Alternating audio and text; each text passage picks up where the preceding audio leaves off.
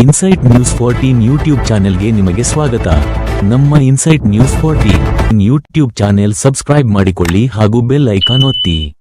ಮುಲ್ಲಾನಿಗೂ neat ಎಕ್ಸಾಮ್ಗೂ ಏನ್ ಸಂಬಂಧ? ಎದೆ ಹೇಳಿದ್ರೆ 3 ಅಕ್ಷರ ಬರಲ್ಲ. ಆತ ಬಂದು ನೀಟ್ ವಿರುದ್ಧ ಹೋರಾಟ ಅಂತೆ. ಮುಲ್ಲಾನಿಗೂ ನೀಟ್ ಎಕ್ಸಾಮ್ಗೂ ಏನ್ ಸಂಬಂಧ? ಹಲೋ ಸಿಟಿ ರವಿಯವರೇ, ನಿನಗೂ ಮುಲ್ಲಾನಿಗೂ ಏನ್ ಸಂಬಂಧ? ಪದೇ ಪದೇ ನೀನು ಕಾಣೆಯಾದಾಗ ಅಥವಾ ಅವರಾದರೂ ಪ್ರಶ್ನೆಗಳಿಗೆ ಉತ್ತರಿಸಲು ಆಗದೇ ಇರುವಾಗ ಅಥವಾ ಮಾಧ್ಯಮದಲ್ಲಿ ಮಾತನಾಡಲು ನಿನಗೆ ಅವಕಾಶ ಸಿಕ್ಕಾಗ ಪದೇ ಪದೇ ನಿನಗೆ ಯಾಕೆ ಮುಲ್ಲಾ ನೆನಪಾಗುತ್ತಾರೆ ಅಂತ ಅರ್ಥವಾಗುತ್ತಿಲ್ಲ. ಬಹಳ ಆಳವಾಗಿ ಯೋಚಿಸಬೇಕು, ಇದರ ಬಗ್ಗೆ ಆಲೋಚಿಸಬೇಕು. ಯಾಕೆ ಮುಲ್ಲಾನ ಮೇಲೆ ಇಷ್ಟೊಂದು ಕಾಳಜಿ ಪ್ರೀತಿ ನಿನಗೆ ಅಂತ ಅರ್ಥವಾಗುತ್ತಿಲ್ಲ. ನೀಟ್ ಅಂತ ಹೇಳುತ್ತಿರೋ ನಿನಗೆ ನೀಟ್ನ ಫುಲ್ ಫಾರಂ ಗೊತ್ತಿಲ್ಲ. ನೀಟ್ ಅಂದರೇನು ನಿನಗೆ ಗೊತ್ತಿಲ್ಲ ಅಂದರೆ ಪದೇ ಪದೇ ಯಾಕೆ ಮುಸ್ಲಿಮರಿಗೆ ಮತ್ತು ಮುಲ್ಲಾಗಳಿಗೆ ಯೋಚಿಸುತ್ತಿರುತ್ತೀಯ ಮಿಸ್ಟರ್ ರವಿ? ನಿನ್ನ ಬಗ್ಗೆ ಒಮ್ಮೆ ಯೋಚಿಸಿಕೋ. ನಿನಗೆ ಸ್ವಾರಿ ನಿಮ್ಮ ಬಗ್ಗೆ ಮಾತನಾಡುತ್ತಾ ನಿಮ್ಮ ಭಾಷೆಯ ಶೈಲಿ ನನಗೂ ತಗುಲಿದೆ ಅನಿಸುತ್ತೆ.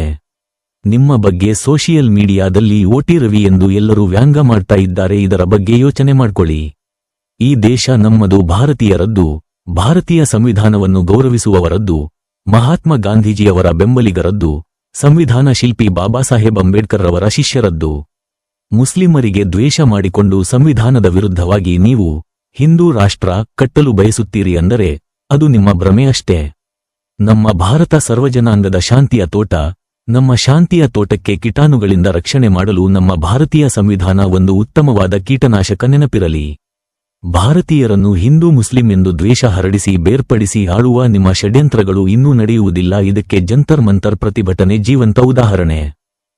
ಕಾನೂನು ಎಲ್ಲರಿಗೂ ಒಂದೇ. ಸಿಟಿ ರವಿರಂತಹ ದೇಶ ಒಡೆಯಲು ಪ್ರಯತ್ನಿಸುವವರಿಗೆ ತಕ್ಕ ಕಾನೂನು ಪಾಠ ಕಲಿಸಲೇಬೇಕಿದೆ. ಸದ್ಯ ಎಸ್ಡಿಪಿಐ ಪಕ್ಷದವರು ನೀಡಿದ ದೂರಿನಿಂದ ಕೇಸ್ ದಾಖಲಾಗಿದೆ. ಆದರೆ ಇಂತಹವರಿಗೆ ಪೊಲೀಸರು ಸ್ವಯಂ ಪ್ರೇರಿತ ದೂರು ದಾಖಲಿಸಿ ಬಂಧಿಸಿದರೆ ಉತ್ತಮ. ದೇಶವನ್ನು ಹಿಂದೂ ಮುಸ್ಲಿಂ ಎಂದು ಹೊಡೆದು ದ್ವೇಷದ ವಿಷಬೀಜ ಬಿತ್ತಿ ತನ್ನ ರಾಜಕೀಯದ ಮರ ಬೆಳೆಸಲು ಸತತ ಪ್ರಯತ್ನ ನಡೆಸಿಕೊಂಡು ಬರುತ್ತಿರುವ ಇಂತಹ ಕಿಡಿಗೇಡಿಗಳನ್ನು ಪ್ರತಿ ಬಾರಿ ಅಡ್ಡ ಬಂದು ಕಿಡಿಗೇಡಿಗಳು ಕೋಮು ವಿಷಬೀಜ ಕಿತ್ತು ಬಿಸಾಡಿದ social democratic party of India SDPI ಪಕ್ಷನೇ ಕಂಡ್ರಂ. ಇಂತಹ ಕಿಡಿಗೇಡಿಗಳ ವಿಷಕಾರಿ ಭಾಷಣಗಳನ್ನು ಕೇಳದೆ ಸೌಹಾರ್ದತೆ ಕಾಪಾಡುವುದು ನಮ್ಮ ನಿಮ್ಮೆಲ್ಲರ ನಿಜವಾದ ಭಾರತೀಯರ ಕರ್ತವ್ಯ. ಮುಂದಿನ ಅಪ್ಡೇಟ್ಸ್ಗಾಗಿ ನೋಡ್ತಾ ಇರಿ ಇನ್ಸೈಟ್ ನ್ಯೂಸ್ 14.